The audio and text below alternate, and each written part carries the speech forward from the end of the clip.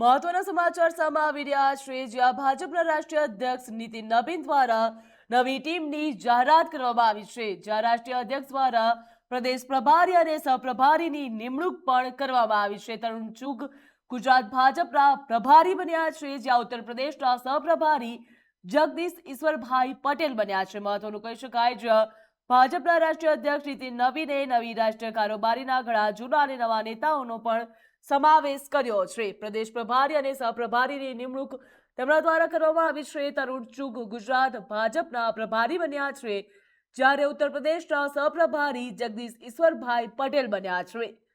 તો ભાજપના રાષ્ટ્રીય અધ્યક્ષ નીતિન નબીન દ્વારા નવી ટીમની જાહેરાત કરવામાં આવી છે, જ્યાં રાષ્ટ્રીય અધ્યક્ષ નીતિન નબીને નવી રાષ્ટ્રીય કારોબારીમાં ઘણા જૂના અને નવા નેતાઓનો પણ સમાવેશ કર્યો છે. ભાજપના રાષ્ટ્રીય અધ્યક્ષ નીતિન નબીનની ટીમનું વિસ્તરણ કરવામાં આવ્યું, ત્યારે તેમાં ઘણા ફેરફારો પણ જોવા મળ્યા.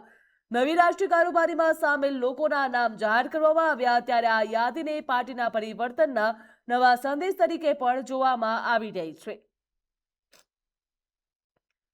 તો હાલ આપણી સાથે ફોન લાઈનમાં ચેનલ હેડ પિનાક શુક્લ જોડાઈ ચૂક્યા છે. જી પિનાક, ભાજપના રાષ્ટ્રીય અધ્યક્ષ નીતિન નબીન દ્વારા નવી રાષ્ટ્રીય કારોબારીના ઘણા જૂના અને નવા નેતાઓનો સમાવેશ કરવામાં આવ્યો છે, જ્યારે ગુજરાતના સહપ્રભારીની પણ જાહેરાત કરવામાં આવી છે. શું કહેશો?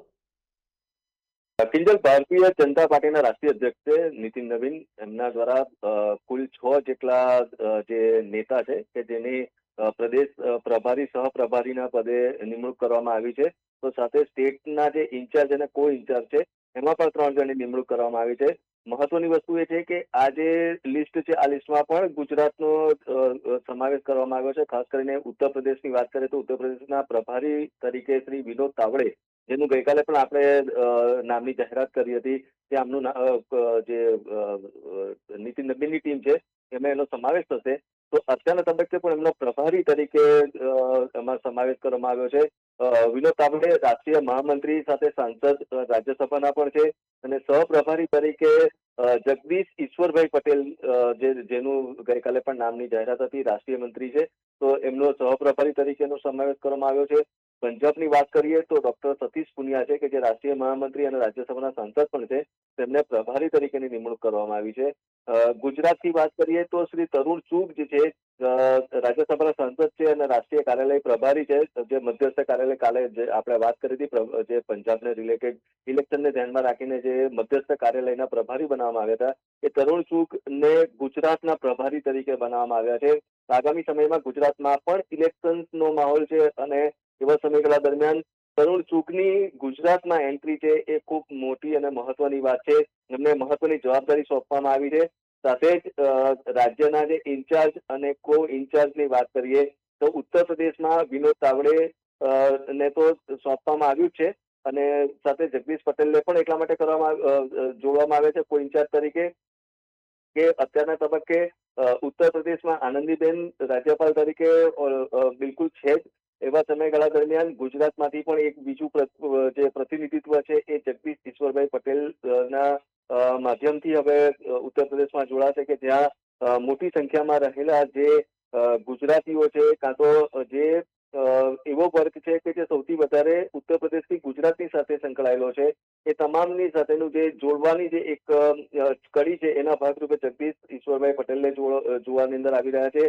અને મેં જે રીતે કીધું એ રીતે ગુજરાતમાં પણ તરુણ ચુગ છે, એ તરુણ ચુગની ગુજરાતના ઇન્ચાર્જ તરીકેની વરણીને સૌથી મોટા લેવલની પર અત્યારના તબક્કે જોવામાં આવી રહી છે.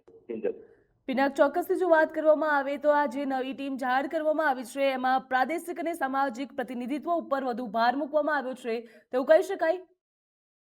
હા, બિલકુલ. કારણ કે પાર્ટીમાં જે સંગઠન છે, સંગઠનની અંદર બદલાવ કરવાની સાથે જે જગ્યાની પર ચૂંટણી યોજાવાની છે જે રાજ્યોમાં, એ જગ્યાની પરની આ નિયુક્તિ છે. ઉત્તર પ્રદેશ, પંજાબ, ગુજરાતમાં આગામી વિધાનસભાના ચુનાવ માટે ભાજપ છે એ અત્યારે કમર કસી રહી છે, અને એટલા માટે નવી જે રાષ્ટ્રીય ટીમ છે એમાં ઘણા બધા નવા ચહેરાઓ છે, ઘણા બધા એવા જે નેતા છે કે જેને અનુભવથી પોતાની જે ચૂંટણી જીતી શકે એને લઈને સૌથી વધારે કમાન સોંપવામાં આવી છે. વિનોદ તાવડેને ઉત્તર પ્રદેશ વિધાનસભા ચુનાવના એટલે કે ચૂંટણીના જે પ્રભારી બનાવવામાં આવ્યા છે, અને જગદીશ ઈશ્વરભાઈ પટેલ જે સહપ્રભારી બનાવવામાં આવ્યા છે, એની પાછળ પણ ઘણી બધી જે પાર્ટીની એક સ્ટ્રેટેજી છે, ગણતરી છે, એ ખાસ ગણવામાં આવે છે. ઉત્તર પ્રદેશ ભાજપ માટે મહત્વપૂર્ણ રાજ્ય છે અને એટલા માટે એની કમાન છે એ કમાન વિનોદ તાવડેને સોંપવામાં આવી છે, કે જે સંગઠનના સૌથી વધારે માસ્ટર માઇન્ડ ગણવામાં આવે છે. રાજ્યસભાના સાંસદ તરીકે અને મહાસચિવ તરીકે પુનિયા છે એ પણ ખૂબ અનુભવી છે, અને તરુણ ચૂગ ને જે વિધાનસભા ચુનાવના જે પ્રભારી બનાવવામાં આવ્યા છે, તો એ પણ બહુ મહત્વની વસ્તુ છે. કારણ કે તરુણ ચૂગ પાર્ટીના સંગઠનમાં પહેલેથી જ ઘણી બધી અગત્યની જવાબદારી સ્વીકારી ચૂક્યા છે. એટલે એવા સમયગાળા દરમિયાન ભાજપ ગુજરાતનો મહત્વનો અને મજબૂતનો ગઢ રહ્યો છે, અને આ તમામે તમામ જે સંગઠનની જવાબદારી છે એ જવાબદારી હવે વધારે સારી રીતે સંભાળી શકશે એ રીતે લાગી રહ્યું છે અત્યારના તબક્કે. જી પિનાક, સમગ્ર વિગત બદલ આપનો ખૂબ ખૂબ આભાર. તો પ્રદેશ પ્રભારી અને સહપ્રભારીની નિમણૂક કરવામાં આવી છે, જ્યાં ભાજપના રાષ્ટ્રીય અધ્યક્ષ નીતિન નબીન દ્વારા પોતાની નવી ટીમ જાહેર કરવામાં આવી છે, જ્યાં અનેક પ્રકારના ફેરફાર પણ જોવા મળી રહ્યા છે. આ ટીમમાં જે પ્રમાણે જોવા મળી રહ્યું છે, તો નવા ચહેરા તેમજ અનુભવી નેતાનો પણ તેમની ટીમમાં સમાવેશ કરવામાં આવ્યો છે.